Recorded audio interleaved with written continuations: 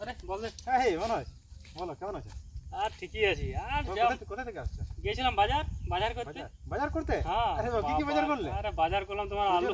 পুজোর বাজার নাকি? পুজোর বাজার কোথায়? তাহলে? পুজোর বাজার তো ছোঁয়া যাবে না, এত জিনিসের দাম, তাই এত নাকি? কাপড়ের দাম, সবজি, সবজি আলু, পেঁয়াজ, রসুন, আদা, হ্যাঁ তারপরে তোমার ছাতু, সব ধরনের সবজিগুলো নিলাম। যাই হোক, মানে যেগুলো বাড়িতে আমাদের যেগুলো বাড়িতে আমরা লাগে হ্যাঁ। সেই সবজিগুলো নিলাম। মোটামুটি ধরো থলিটু ভুললো নাই, 250 টাকা বিল হয়ে গেল। বাপরে, কি বলছো?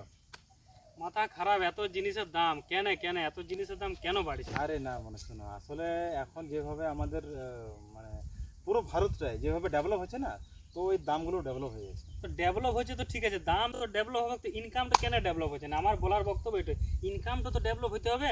কোথায় মোটামুটি আজ থেকে 10 বছর আগে হাজিরি ছিল 250, এখন 10 বছর হাজিরি হইলো 300 টাকা। আর জিনিসের দাম কোথায় 10 বছর আগে জিনিসের দাম ধরো আলু ছিল মোটামুটি 10 টাকা 12 টাকা কেজি, এখন আলুর দাম হয়ে গেল 34-35 টাকা কেজি। এটা ডবল হয়ে গেল, কিন্তু হাজিরিটা 250 থেকে 250 থেকে 300 কেন? 500 হওয়া দরকার ছিল। নিশ্চয়ই নিশ্চয়ই, এটা তো ভাবার বিষয় আছে মনে হয়, তুমি ঠিক বলেছো। আচ্ছা, তুমি যে বললে যে 250 টাকা সবজি নিয়েছো, থলি ভরলো না? থলি বললো না, আর আগে মোটামুটি 250 টাকা 100 টাকাতে থলি ভরে যেত। মানে আমি আগে শুনেছিলাম যে আগে নাকি হাট বাজার করলে নাকি মানে 100 টাকায় দুটো থলি ভরতো, তাহলে চিন্তা এখন করো, 100 টাকা একটা প্লাস্টিক। প্লাস্টিক হচ্ছে না, কি অবস্থা তাহলে, কত জিনিসের দাম কি করে চলবে? মধ্যবিত্ত পরিবার, গরিব পরিবার একদম তো মানে মাটিতে চলে আসবে। না না, মাটিতে চলে আসে না, মাটিতেই আছে, মাটিতেই আছে। আর ইভেন কি কি করবে ওরা, আমি এক জায়গায় দেখছিল, তো আমি তোমাকে বলছিলাম যে এত অবস্থা খারাপ যে মাটির মানুষ তো মাটিতেই আছে, কিন্তু কিছু কিছু ভালো মানুষকে আমি দেখেছি যে কোনো সবজি ভালো সবজি দোকানে গিয়ে পরে যে টমাটোগুলো যে সাইডে যে কোনো কারণবশত ওটা খারাপ হয়ে থাকে, সেটাকে বেছে বেছে সাইড করে দেয়। আমি কিছু ভালো ভালো মানুষকে দেখেছি সেই টমাটোগুলো নিয়ে যেতে। মানে জিনিসের এত দাম, জিনিসের এত দাম। এখন এখন পর্যন্ত আমাদের জিনিসের, আমার মনে হয় টমাটোর দাম 60 টাকা থেকে 80 টাকা কেজি আছে। তো একটা সাধারণ পরিবারও টমেটো খাবে কি? ভালো মানুষগুলো এই পচাগুলো নিয়ে যাচ্ছে, পচাগুলো ওটা আবার টাকাতে, তাহলে ওই টাকাতে পচা, সেই টাকাতে মানে অবস্থা খুবই খারাপ আছে। আমি তো বলবো যে এইভাবে যদি চলতে থাকে না, তো ইন ফিউচার কিন্তু অনেক খারাপ অবস্থায় অনেক মানুষ চলে আসবে। তুমি ঠিক বলেছো যে দাম বেড়ে গেছে ঠিক আছে, কিন্তু রোজগার তো বাড়ানো দরকার। দামের সাথে সাথে রোজগার যদি বাড়ে তবে তো একটা ব্যালেন্স থাকবে। একদম কিন্তু দাম বেড়ে যাচ্ছে, রোজগার হচ্ছে না, এই করে গরিব মানুষ গরিব হয়েই যাচ্ছে, মধ্যবিত্ত পরিবার গরিব হচ্ছে, আর যারা বড় লোক তারা বড় লোক, তারা বড় লোক। যার কাছে টাকা তার কাছে সব। সবচেয়ে বড় ব্যাপার যে দামের জিনিসের যে দাম বেড়েছে, তো ট্যাক্স তো বাড়বে।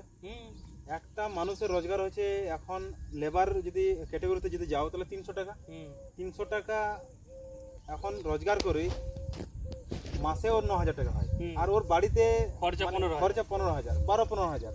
তো টাকা কোথা থেকে বাঁচবে আমি তো কিছুই বুঝতে পারছি না। টাকা কি হয় দেখো, ধরো 300 টাকা হাজিরি, যদি 30 দিন কাজ থাকে তো 9,000 টাকা একজনের ইনকাম। ওটা আবার 30 দিন কি হয় কাজ? 30 দিন হতেও পারে না হতে পারে, মানে অন এন এভারেজ ধরলাম যে ও মোটামুটি 8 থেকে 9,000 টাকা ইনকাম করে একটা ফ্যামিলিতে, আর ওর বাড়িতে 4 জন মেম্বার আছে, ওর খরচা আছে মোটামুটি প্রায় 12 থেকে 15,000 টাকা। এবার কি করে 9,000 টাকাতে ইনকাম করছে, তারপরে 15,000 টাকা খরচা, 6,000 টাকা পাবে কোথা থেকে? ওই যে 6,000 টাকা দোকানে, সবজির দোকানে ওই কিনতে যাচ্ছে, ওইখানে ধার, ওইখানে ধার হয়ে যাচ্ছে, ধার হয়ে যাচ্ছে। ওই ধারগুলো মেটাবে কি জন্য? তার জন্য তো ব্যাংক আছে রেডি যে তোমরা ফাঁসো, আমি তোমাদেরকে আবার জালটাতে আরো ফাঁসাবো। হ্যাঁ, ব্যাংকে তুমি বললে ঠিক আছে, বা অন্যান্য প্রাইভেট ব্যাংক লোনের যে ব্যবস্থা, লোনের ব্যবস্থা, ওই যে দেখছে মার্কেটে আমার মোটামুটি 30-40 হাজার টাকা ধার হয়ে গেল, কোথা থেকে নেবো? কেউ তো দিচ্ছে না, কেউ তো দেনে বেলা নাই, নেওয়ার করে লোন তুললো। আর লোন যখন 40,000 টাকা তুললো, 20,000 টাকা 30,000 টাকা ধারে মেটেন দিল, ওই 10,000 টাকা কি করবে? টুকটাক হলে খেলে 40,000 টাকা শেষ। এবার প্রবলেম হয়ে গেল, 40,000 টাকা চুকাতে হবে, আবার মানে 2 বছর ধরে 40,000 টাকাকে চুকা। কিন্তু ইনকাম যে ওইখানে আছে, ইনকাম ওইটা ইনকামের বাড়ার কোনো খরচাও অতটাই আছে, সব অতটাই আছে, লোন নিয়ে রেখেছে। তো লোন, খরচা, তারপর ইনকাম সব মাথায় যদি টেনশন একজনের আসে, তো কি করবে?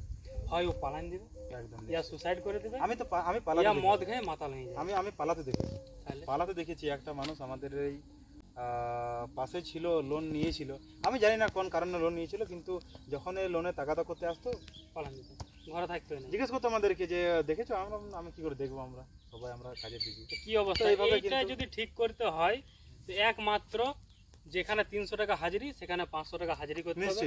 আর দামটা যেখানে হয়তো 34 টাকা কেজি আলু আছে, সেটা মোটামুটি 25 টাকা 24 টাকাতে করতে হবে, যাতে ওর 15,000 ইনকাম হয় আর খরচা যেন 10 থেকে 12,000 হয়। তবে তো 2-3 হাজার বাঁচাবে। ওই 2-3 হাজার বাঁচায় মার্কেটে কিছু জিনিস ঘরের জন্য আনবে, তখন ট্যাক্স পে করে সরকারকে দেবে। মানে সরকারের বেনিফিট আছে যদি জিনিসের দাম কমায় আর রোজগারটা যদি বাড়ায়, এটা সরকারেরই বেনিফিট। একদম। কিন্তু অ্যাকচুয়ালি কি হয়েছে যে জিনিসের দাম বাড়ছে, ইনকাম কমছে, ওই চক্করে মানুষ।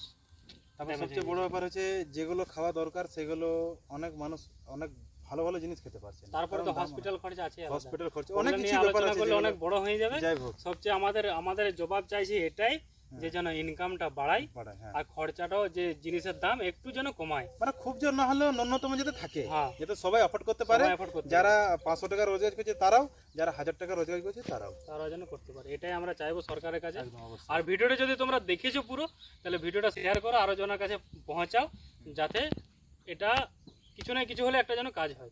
নিশ্চয়ই, অবশ্যই। আর আমরা চাইবো যে ভিডিও বেশি মানুষের কাছে যাওয়ার আমাদের একটাই উদ্দেশ্য, যাতে এরকম ভাবে যাতে আমরা ইয়ে করতে পারি, মানে জবাব যাতে আমরা চাইতে পারি যে কেন এমনি হচ্ছে, যাতে ভালো হয়। তো অনেক অনেক ধন্যবাদ। জয় হিন্দ, জয় ভারত। জয় বাবা।